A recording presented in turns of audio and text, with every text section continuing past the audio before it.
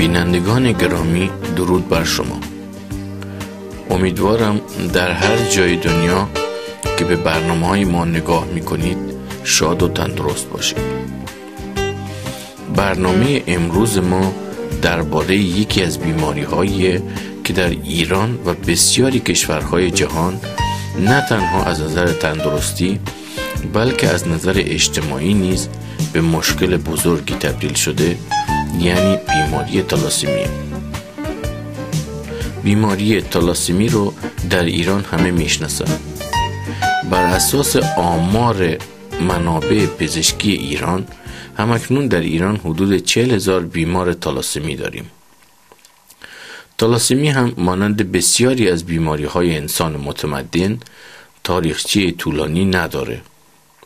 اولین گزارشات درباره این بیماری در سال 1925 به وسیله پزشکی به نام توماس کولی که یک متخصص کودکان بود مطرح شده که نشانه‌های این بیماری رو برای اولین بار تشریح کرد. من در ابتدای برنامه تلاش میکنم تئوری‌های موجود و اساس پیدایش اونها رو، دید پزشکی رایج درباره تالاسمی، روش‌های درمان و پیشگیری اونو مطرح کنم و در بخش بعدی دیدگاه خودم رو با رد تئوری‌های رایج مطرح و پایه‌گذاری بکنم. از پیش بگم که هدف اصلی من از طرح موضوع امروز به هیچ وجه انتقاد بی اساس و مغرضانه از تئوری‌های موجود نیست. من هیچ نفعی در رد یا پذیرش تئوری‌های مطرح شده در زمینه تالاسمی ندارم. این یک بحث علمیه که از همه بینندگان گرامی میخوام در اون شرکت کنن تا بشه گذر کوتاهی به کوچه‌ای ناآشنا و متفاوت از اون چه که به اون عادت کردیم داشته باشیم و با هم نظرات نوینی رو تنها به نفع خروج از بنبست تالاسمی به بحث بذاریم.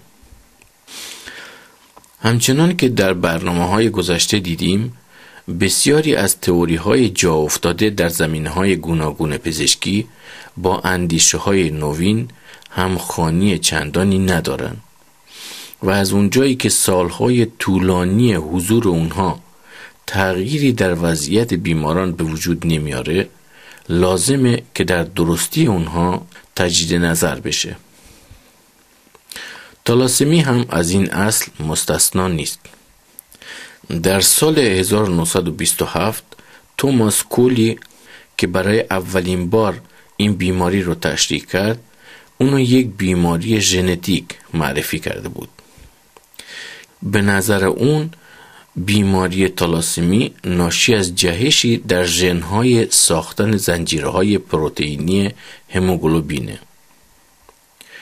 پیش از این که به اساس تئوری رایج تالاسمی بپردازیم، از اونجایی که تمام وقت سر و کار ما با گلبول سرخ و مولکول هموگلوبین درون اون خواهد بود، بیایید با هم به طور ساده و کوتاه نگاهی به ساختمان هموگلوبین و گلبول سرخ و کار اونها بندازیم تا در طی بحث بتونیم درباره اون اندیشه پردازی کنیم. دو رشته زنجیر از 41 حلقه رو در نظر بگیرید. این دو رشته همون رشته های پلیپپتید یا پروتئینی مولکول هموگلوبین ما هستند که هر حلقه زنجیر اونها به معنای یک مولکول اسید آمینه است. این زنجیر رو گلوبین یعنی کروی می نامند. یکی از این زنجیرها رو آلفا و دیگری رو بتا می نامند. از وسط این دو زنجیر به وسیله یک ماده آهندار به نام هم به هم چسبیدن. این مجموعه رو روی هم هموگلوبین می نامند. حالا همه اینها رو در یک کیسه کوچیک به نام گلبول قرمز می ریزیم. در هر گلبول قرمز به گفته منابع رایج 340 میلیون مولکول هموگلوبین وجود داره.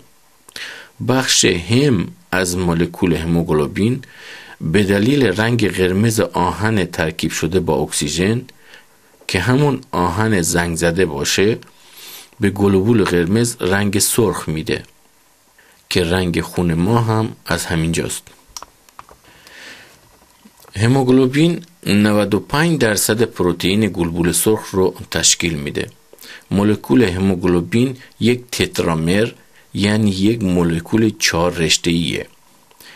هموگلوبین سالم انسان از 3 عنصر تشکیل شده: هموگلوبین A1، هموگلوبین A2 و هموگلوبین A3. 90% هموگلوبین انسان رو عنصر A1 تشکیل میده، 2.5% A2 و 7.5% رو A3 تشکیل میده که همون هموگلوبین A1 پیر شده باشه. هموگلوبین A1 دارای 2 رشته پروتئینی آلفا و 2 رشته پروتئینی بتا است. در هموگلوبین A2 به جای رشته بتا رشته دلتا که شبیه اون هست قرار گرفته. هموگلوبین فتال یا هموگلوبین جنینی هم به مقدار کمی در بدن انسان بالغ وجود داره که فرقش با هموگلوبین A1 در اینه که به جای زنجیر بتا زنجیر گاما قرار داره.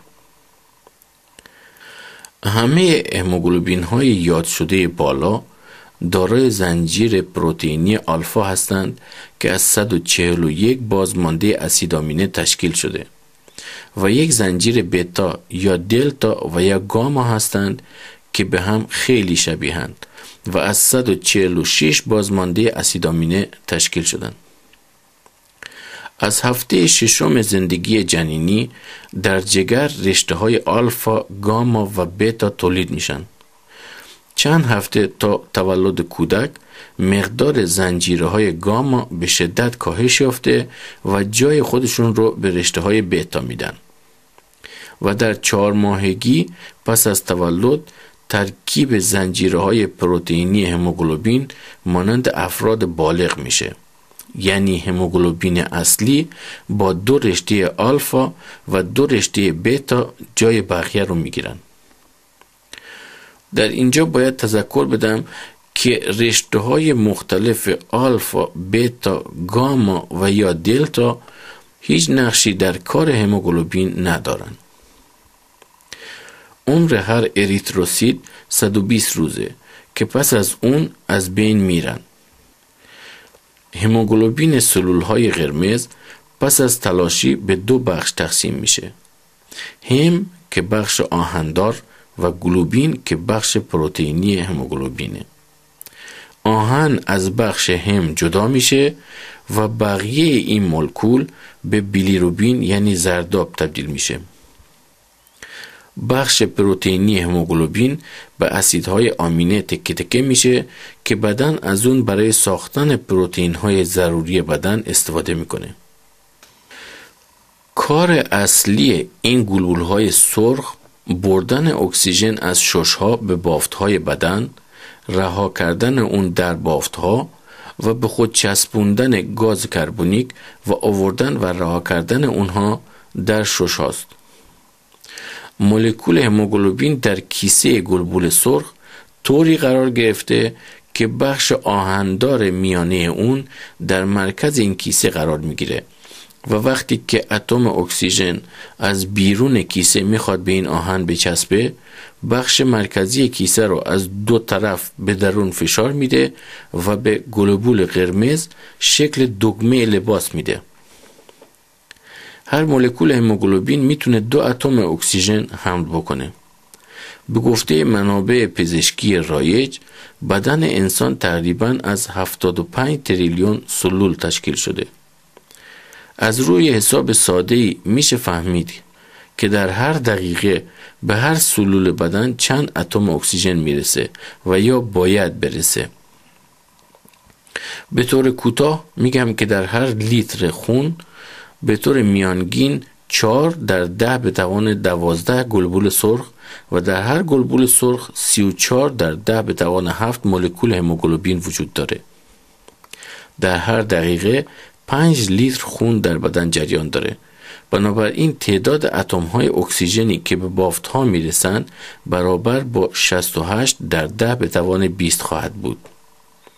از اونجایی که نه تمام مولکول‌های هموگلوبین بار اکسیژن میتونن حمل بکنن، پس به طور متوسط نیمی از اونها رو در نظر نمیگیریم و از روی حساب ما در هر دقیقه به هر سلول بدن باید حدود 600,000 اتم اکسیژن برسه. این محاسبه نسبی رو انجام دادم که در آینده توضیح دلیل اصلی پیدایش تالاسمی که بر این پایه قرار داره آسان‌تر بشه. بر اساس تئوری رایج پیدایش تالاسمی، ژن‌هایی در بدن انسان ساختن زنجیرهای پروتئینی گلوبین یعنی زنجیرهای آلفا و بتا رو که در مولکول هموگلوبین به طور جفتی یعنی 2 زنجیر آلفا و 2 زنجیر بتا هستند رو کنترل میکنن. در بیماری تالاسمی به دلیل جهش در این ژن‌ها زنجیرهای آلفا یا بتا هموگلوبین ساخته نمیشن و بنابراین بیماری تالاسمی پیش میاد. یعنی مولکول هموگلوبین ناقص پدید میاد که امکان حمل اکسیژن به بافت‌ها و بیرون بردن گاز کربونیک از اونها رو ندارن. به همین دلیل انسان دچار کمخونی شده و باید هر چند وقتی خون تزریق بکنه.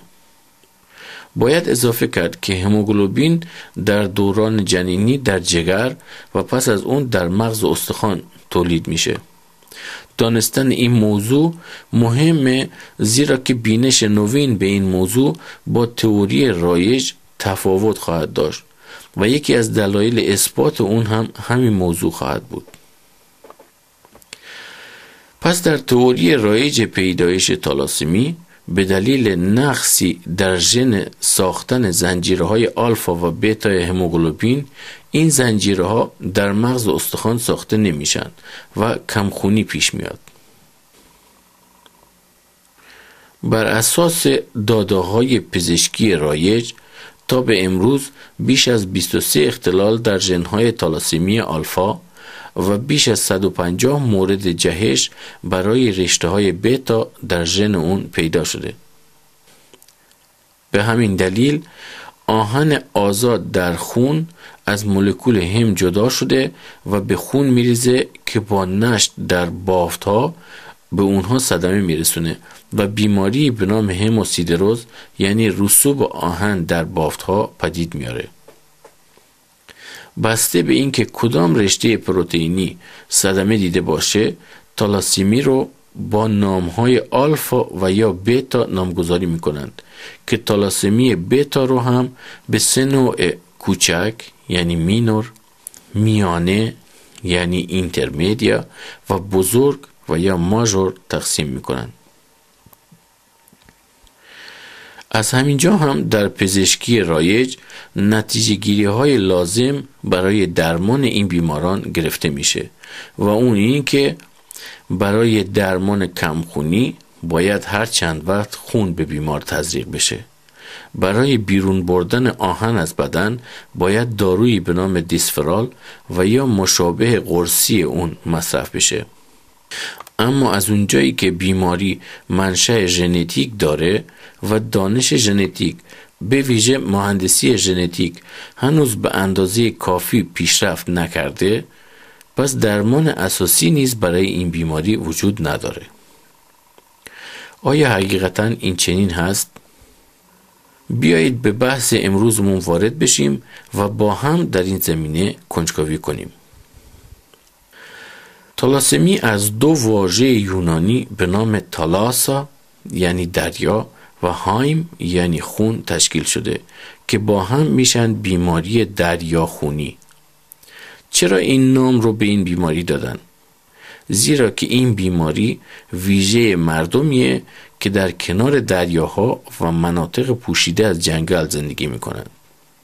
نامهای دیگری هم برای این بیماری به کار میبرن که شامل کمخونی هدف سلولی از واژه هدف یا میشن که به اون شلیک میکنن گرفته شده. کمخونی خانوادگی کوچک سلولی، چون گلبولهای سرخ خون در این بیماری کوچکتر از گلبولهای خون انسانهای سالم هستند میشه. نامهای دیگر اون کمخونی کولی از روی مؤلف این بیماری و کمخونی مدیترانه‌ای از اونجایی که مردم این منطقه بیشتر به این بیماری مبتلا می شدن گرفته شده. چند پرسش از نام این بیماری پیش میاد. 1. چی پیش میاد که مردم ساکن مناطق دریایی به این بیماری مبتلا میشن؟ چرا فقط در ژن اونها باید جهش پیش بیاد؟ آیا ژن مغز متفکر و حق انتخاب داره که فقط این مردم رو مبتلا بکنه؟ در مناطق کنار دریا چی پیش میاد؟ آب و هوا و یا شرایط زیست این مناطق چه رازی رو در خودشون پنهان دارن که بیشتر مردم این مناطق به تالاسمی مبتلا میشن؟ بر اساس تئوری رایج پیدایش تالاسمی، تمام مردم دنیا که در ژن‌های اونها جهش پیدا شده دارای ژن تالاسمی ماژور و یا مینور هستند. چرا مغز متفکر ژن فقط پس از سالهای 1925 بیدار شد؟ تا اون زمان کجا بود؟ همونطور که میدونیم یک بیماری ژنتیک محدودیت زمانی و مکانی نمیشناسه. ژن تالاسمی هم اگر این بیماری یک بیماری ژنتیک می بود، می بایست از هزاران سال پیش و در تمام دنیا مردم رو مبتلا می کرد.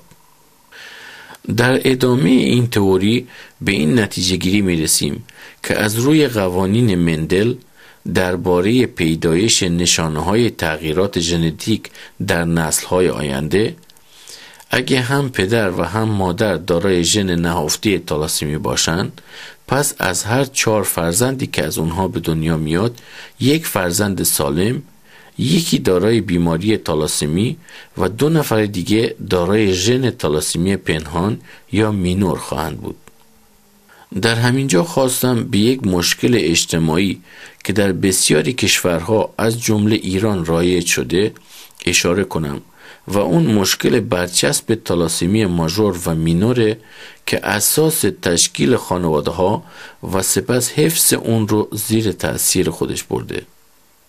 بر اساس آمار گوناگون، تالاسمی در کشورهای جنوب شرق آسیا، آفریقا، هندوستان، ایتالیا، پرتغال، اسپانیا، رومانی و کشورهای عربی گسترش فراوان داره. در برخی نواحی ایتالیا به گفته برخی ها و بر اساس تئوری رایج تالاسمی تا 30% جمعیت دارای ژن پنهان تالاسمی هستند. در پرتغال و تایلند از 5 تا 10% مردم ژن تالاسمی به ویژه تالاسمی آلفا دارند. بیش از نیمی از مردم عربستان سعودی دارای ژن خفته تالاسمی آلفا هستند. در بیش از 60 کشور جهان بیش از 150 میلیون انسان دارای ژن بتا تالاسمی هستند که ایتالیایی ها و یونانی ها جای نخست رو می گیرند. در ساردینیا 11 تا 34%، در سیسیل 10%، در یونان 5 تا 15% و در ایران 4 تا 10% مردم دارای ژن پنهان تالاسمی هستند. در جنوب چین و تایوان نیز درصد ژن پنهان آلفا و بتا تالاسمی بالاست.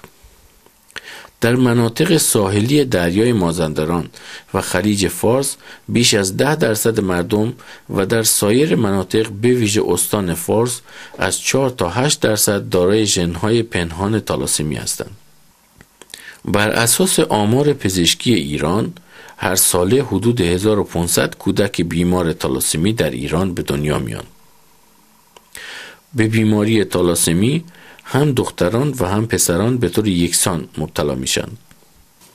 بر اساس آمار سازمان بهداشت جهانی 5% جمعیت جهان دارای ژن پنهان تالاسمی هستند که با حساب جمعیت جهان این تعداد به 300 میلیون نفر میرسه. هر سال در جهان حدود 300,000 کودک مبتلا به بیماری تالاسمی به دنیا میاد به گفته همین منبع در برخی از کشورهای جنوب شرقی آسیا درصد ناقلان ژن تالاسمی به 40% و در خود آمریکا نیز به 10% میرسه. این تمام اطلاعاتیه که میشه دوروبر بیماری تالاسمی در پزشکی رایج جمع‌آوری کرد. همچنان که میبینید همه این اطلاعات جمع‌آوری شده نویدی به آینده خوشبینانه به ما نمیدن. اگه ما به اون چه که پزشکی رایج به ما ارائه میده قانع بشیم، پس باید دست روی دست بذاریم و سالهای طولانی دیگری هم به جز این 85 سال پشت سر منتظر بمونیم تا روزگاری دانش ژنتیک به اونجایی برسه که توانایی اصلاح ژن‌ها رو داشته باشه و اون وقت نوبت به تالاسمی برسه. اون هم نباید مطمئن بود که دانش ژنتیک ثابت نکنه که تئوری ژنتیک تالاسمی تا به امروز درست نبوده. تا اون زمان هیچ کدام از طراحان این تئوری ها رو هیچ کس پیدا نخواهد کرد. یا اینکه بیایید همتی بکنیم و حتی برای هدف آزمایشی و موقتی هم که شده تئوری ژنتیک رو که مانند پرده کوچکی جلوی چشم ما زاویه بزرگی از دید ما رو بسته کنار بزنیم و فرای اصول جا افتاده به جستجو و اندیشه بپردازیم. شاید به نقطه دید دیگری در این زمینه برسیم و امید نوی برای درمان بیماران تالاسمی و حل این مشکل پزشکی بیابیم. شاید به نقطه دید دیگری در این زمینه برسیم و امید نوی برای درمان بیماران تالاسمی و حل این مشکل پزشکی بیابیم. هزاران بیمار تالاسمی در تمام جهان خاموش و قانع به زندگی دشوار خودشون ادامه میدن. هر کدوم از اونها با گوشت و پوستشون لمس میکنند تا چه حد هم از نظر تندرستی و هم از نظر اجتماعی در محرومیت قرار دارند. بنابراین تمام اونچه رو که امروز بحث خواهیم کرد به اونها تقدیم میکنیم تا آغازی باشه برای چرخشی از مسیر جا افتاده پزشکی به دست کم یک کوچه باریک اندیشه های متفاوت که میتونه منشأ امیدی برای درمان قطعی اونها و پایان رنجهای اونها باشه. تئوری رایج اساس پیدایش بیماری تالاسمی دارای چند اصله. 1. بیماری تالاسمی یک بیماری ژنتیکه. 2. تغییر در ژن ساخت پروتئین های هموگلوبین موجب نارسایی ساخت زنجیرهای آلفا و بتا میشن و در نتیجه در مغز استخوان هموگلوبین و گلبول سرخ کافی ساخته نمیشه. 3. رشته های آلفا و بتا هموگلوبین به طور آزاد در مغز استخوان جمع میشن و مغز استخوان رو تخریب میکنن و در نتیجه نارسایی مغز استخوان پیش میاد. 4. در اثر افزایش آهن در خون هموسیدروز پیش میاد. 5. راه درمانی برای تالاسمی به جز تزریق خون و دفع آهن وجود نداره. بیایید یکی یکی این موارد رو مورد بحث و در صورت امکان مورد رد قرار بدیم. آیا تالاسمی یک بیماری ژنتیکه؟ تمام تئوری های ژنتیک باید با 2 روش ثابت بشن و در نتیجه اگر با این 2 روش قابل اثبات نباشن پس به همین روش هم رد خواهند شد. روش نخست اثبات یک بیماری ژنتیک یافتن ساختمان مولکولی ژنی است که در این بیماری نقش داره. درباره تالاسمی که در سال 1925 یافت شده و اونو بیماری ژنتیک خوندن، این مورد تا به امروز هم صدق نمی‌کنه. یعنی ساختمان مولکولی ژنی که در این بیماری نقش داره پیدا نشده. در سال 1927 که برای اولین بار درباره منشأ ژنتیک این بیماری سخن رفت، هنوز دانش پزشکی نه از نظر تکنیکی و نه از نظر تئوری امکان یافتن ژن و اون هم بخش‌های ویژه‌ای از اون رو نداشت. اولین نظریات کلی درباره وجود مولکول DNA در سال 1953 به وسیله واتسون و کریگ پیشنهاد شده که مراحل ابتدایی و آزمایشی خودش رو میگذروند و تا شناخت ژنی به نام ژن ساخت زنجیرهای آلفا و بتای هموگلوبین هنوز راه درازی در پیش داشت، در حالی که تئوری ژنتیک تالاسمی 28 سال بود که سر زبانها قرار داشت. اولین نظریات جدی درباره مهندسی ژنتیک که اون هم تا به امروز به نتیجه های پایانی نرسیده، تنها در سالهای 90 قرن 20 مطرح شده که به صورت یک سری آزمایش‌های تجربی انجام شده که هیچکس به طور مشخص روی تالاسمی و ژن‌های مربوط به ساخت پروتئین‌های آلفا و بتا کاری انجام نداده. روش دیگری که از عرصه دانش ژنتیک تجربی میشه برای اثبات و در نتیجه رد تئوری ژنتیک هر بیماری و از اون جمله تالاسمی استفاده کرد، تئوری های یک کشیش انگلیسی به نام مندل بود که در سال 1865 با آزمایش هایی بر روی لوبیاهای با نقش های گوناگون به این نتیجه رسید که با پیوند زدن دو نوع لوبیا با نقش‌های گوناگون، خصوصیات هر دو لوبیا در نسل اول به طور پنهان پدید میاد و در نسل دوم از 4 لوبیای به دست اومده یک لوبیا دارای ژن برتر خواهد بود که به صورت یکی از نقش‌های لوبیاهای نخست پدید میاد. 2 تای دیگه دارای ژن‌های پنهان باقی میمونند که اون هم در نسل‌های بعدی ظاهر خواهد شد و یکی از اونها هیچ کدوم از ژن‌های ابتدایی رو دریافت نمی‌کنه. در مورد تالاسمی این موضوع به این شکل نمایان میشه: اگر پدر و مادری هر دو دارای ژن‌های پنهان یعنی مینور تالاسمی باشند و دارای 4 فرزند بشن، یکی از اونها کاملا سالم خواهد بود، 2 تای دیگه دارای ژن‌های پنهان و 4می به بیماری تالاسمی مبتلا خواهد شد. این روش مندل میتونه روش دومی برای اثبات و در غیر این صورت رد تئوری ژنتیک تالاسمی باشه. کاربرد این روش در زمان توماس کولی یعنی در سال 1925 امکان پذیر نبود، زیرا که هر زمان که مندل قصد انجام آزمایش‌های خودش رو میکرد، در هر فروشگاهی یا مزرعه‌ای هرچند کیسه لوبیایی که لازم داشت میتونست فراهم بکنه، اما انسان‌هایی با ژن تالاسمی، اون هم ژن پنهان تالاسمی که دانش پزشکی از یافتن اون بسیار دور افتاده بود، نه در هر مزرعه‌ای و فروشگاهی پیدا می‌شدند.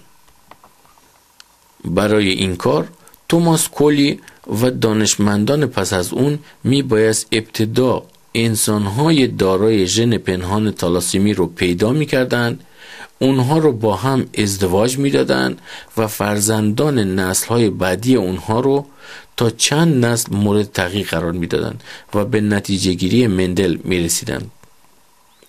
این کار در اون زمان امکان پذیر نبود، اما امروزه برای اولین بار در تاریخ پزشکی امکان انجام اون رو داریم و همین حالا هم این کار رو با هم انجام میدیم. بر اساس آمار سازمان جهانی بهداشت 5% مردم جهان دارای ژن‌های تالاسمی میباشند. اگه از 6 میلیارد جمعیت جهان 5% رو حساب بکنیم، پس تعداد مردم ناقل ژن تالاسمی برابر با 300 میلیون نفر میشن. حالا ببینیم از روی قوانین مندل چه مقدار مردم جهان باید پس از چند نسل به تالاسمی مبتلا بشن و چه آینده‌ای در انتظار بشریت خواهد بود. اگه این 300 میلیون رو به عنوان پدران و مادران یک خانواده به حساب بیاریم و از هر خانواده به طور متوسط 4 فرزند به دنیا بیاد، یکی از اونها سالم، یکی دارای بیماری تالاسمی و 2 نفر اونها دارای ژن پنهان تالاسمی خواهند بود که تعداد پایانی اونها برابر با 150 میلیون نفر بیمار تالاسمی، 150 میلیون نفر سالم و 300 میلیون نفر دارای ژن تالاسمی پنهان خواهند بود. به سخن دیگه در نسل اول 150 میلیون بیمار تالاسمی به بیماران جهان و 300 میلیون نفر به ناقلان جهان افزوده خواهد شد. در نسل دوم این تعداد به 2 برابر و در نسل‌های بعدی به طور تصاعدی افزایش خواهد یافت. فکرشو بکنید، پس از 50 سال تعداد بیماران تالاسمی، یعنی کسانی که با نشانه‌های بارز تالاسمی روی کره زمین راه می‌رفتند، به بی‌نهایت می‌رسید. پس تعداد ناقلین به چه حد میتونست برسه؟ حال بیایید آمار رسمی سازمان بهداشت جهانی رو نگاه کنیم. بر اساس آمار سازمان بهداشت جهانی هر ساله 300,000 کودک بیمار تالاسمی به دنیا میاد که پس از 5 سال تعداد اونها به 1.5 میلیون و پس از 10 سال به 3 میلیون میرسه که تا 150 میلیون نفر در پایان نسل نخست فاصله بسیار زیادی داره و نه تنها با قوانین مندل بلکه با هیچ تفکر عقلانی هیچ گونه همخوانی نداره. بر اساس آمار منابع پزشکی در ایران به طور میانگین 8 تا 10% مردم ایران دارای ژن پنهان تالاسمی هستند. جمعیت ایران حدود 10 سال پیش برابر با 60 میلیون نفر بود. اگه در اون زمان میانگین ناقلین ژن پنهان تالاسمی رو 5% حساب کنیم، پس تعداد ناقلین ژن تالاسمی به 3 میلیون نفر میرسه. اگه از این 3 میلیون 1.5 میلیون خانواده تشکیل بدیم و در هر خانواده 4 فرزند به دنیا بیاد، پس بر اساس قوانین مندل در پایان نسل نخست باید تعدادی برابر 1.5 میلیون بیمار تالاسمی، تعداد 3 میلیون ناقلین جدید ژن‌های تالاسمی و 1.5 میلیون کودک سالم داشته باشیم. در پایان نسل دوم باید 6 میلیون بر ناقلین و 3 میلیون بر بیماران اضافه بشن. پس امروز ما باید با این حساب دارای 4.5 میلیون بیمار تالاسمی و 6 میلیون ناقل ژن تالاسمی باشیم. این با حساب قوانین ژنتیک مندل با حساب فقط 5% ژن پنهان تالاسمی به دست اومد. در مناطقی از ایران این رقم به 25% نیز میرسه. میبینید که نتیجه های به دست اومده از کاربرد قوانین ژنتیک مندل با آمار رسمی ایران تفاوت فراوان داره. بر اساس آمار منابع پزشکی ایران هر ساله فقط 1500 کودک بیمار تالاسمی به دنیا میاد که تعداد اونها در 10 سال فقط به 15,000 نفر خواهد رسید که به هیچ وجه نه با قوانین ژنتیک مندل نه با آمار وزارت بهداشت ایران به سازمان جهانی بهداشت و نه با تفکر عقلانی تطابقی نداره. قوانین مندل تنها به معنای در نظر گرفتن فرزندان زنده به دنیا آمده نیست.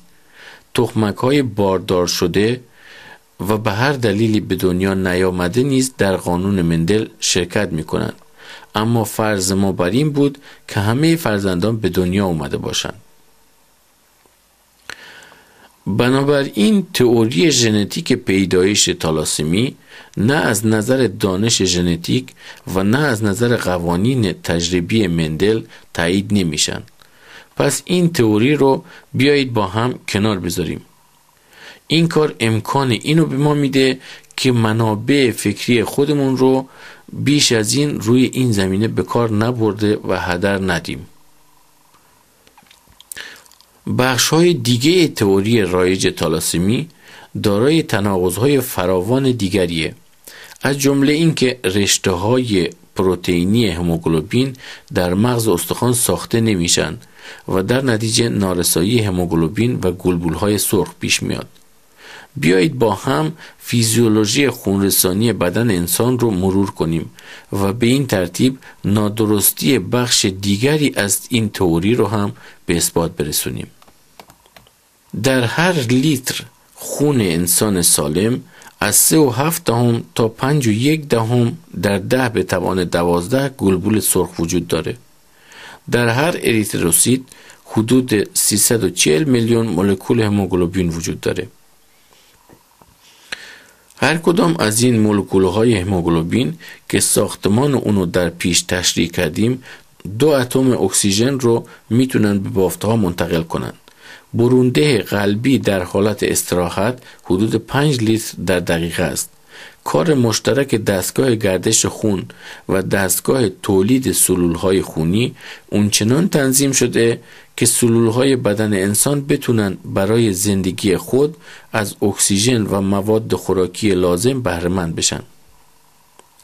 تعداد گلبولهای سرخ بدن به طور دقیق بر اساس شرایط هوای پیرامون انسان تنظیم میشه که بستگی به مقدار اکسیژن هوا و فشار اتمسفر در محیطی که فرد در اونجا زندگی میکنه داره. برای نمونه اگر فرد در مناطق کوهستانی زندگی میکنه که درصد اکسیژن هوا و فشار اتمسفر کمتر از مناطق کنار دریا و یا جنگلی است، پس تعداد گلبولهای سرخ اون باید افزایش پیدا کنند تا بتونن اکسیژن کافی به بافت‌ها برسونن، چون هر گلبول سرخ مقدار کمتری اکسیژن میتونه از هوای داخل شش‌ها دریافت بکنه.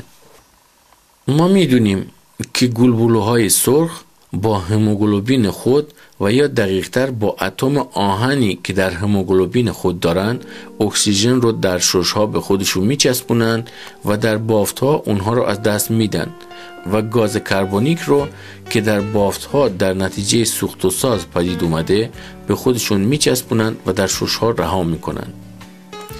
اگه غلظت اکسیژن در هوا به طور آزمایشی به 1/3 برسه، یعنی تعداد اتم‌های اکسیژن به 3 برابر کاهش پیدا بکنه، به ناچار سرعت گردش خون باید به 3 برابر برسه و تعداد گلبولهای سرخ نیز باید کم کم به 3 برابر افزایش پیدا بکنه تا کار عادی دستگاه گردش خون انجام پذیر باشه. اگه غلظت اکسیژن هوا رو به 3 برابر افزایش بدیم و فشار اتمسفر رو هم 2 برابر بکنیم، تعداد گلبولهای سرخ و در نتیجه تعداد مولکولهای هموگلوبین باید 6 برابر کاهش پیدا بکنند تا کار عادی خونرسانی به بافت‌ها صورت بگیره. در هر دو مورد افزایش اکسیژن به بافت‌ها و کاهش اون حالت سرگیجه، بیحالی، سردرد و کاهش فعالیت بدن رو به دنبال داره. برای نمونه اگه کسی که در مناطق شمال ایران در کنار دریا زندگی میکنه ناگهان به مناطق کوهستانی سفر بکنه، دچار سرگیجه، بیحالی، خستگی، سردرد و گنگی حافظه میشه. دلیل اون اینه که تعداد گلبولهای سرخ این شخص در کنار دریا به دلیل فشار اتمسفر بالا و غلظت زیاد اکسیژن به کمترین تعداد میرسه و در شرایط کوهستانی که هم فشار اتمسفر پایین تر و هم غلظت اکسیژن کمتره، گلبولهای سرخ خون نمیتونن به اندازه کافی اکسیژن به بافت‌ها برسونن. این کار تا حدی با افزایش فشار خون و تپش قلب جبران میشه، اما برای یک زندگی عادی بدن کافی نیست. پس بدن انسان برای تطبیق وضعیت بدن به شرایط گوناگون باید حتما راه حلی داشته باشه. یعنی در صورت قرار گرفتن ناگهانی یک فرد از مناطق کوهستانی به مناطق با ارتفاع کمتر، باید بتونه به موقع تعداد گلبولهای سرخ رو کاهش بده و در صورت رفتن شخص از مناطق پست به مناطق با ارتفاع زیاد برعکس تعداد گلبولهای سرخ رو افزایش بده. این یک نیاز فیزیولوژیک بدن هست. خب بینندگان گرامی، بخش نخست بحث ما درباره بیماری تالاسمی در همینجا به پایان رسید. در برنامه آینده این بحث رو ادامه خواهیم داد. تا برنامه آینده با شما بدرود.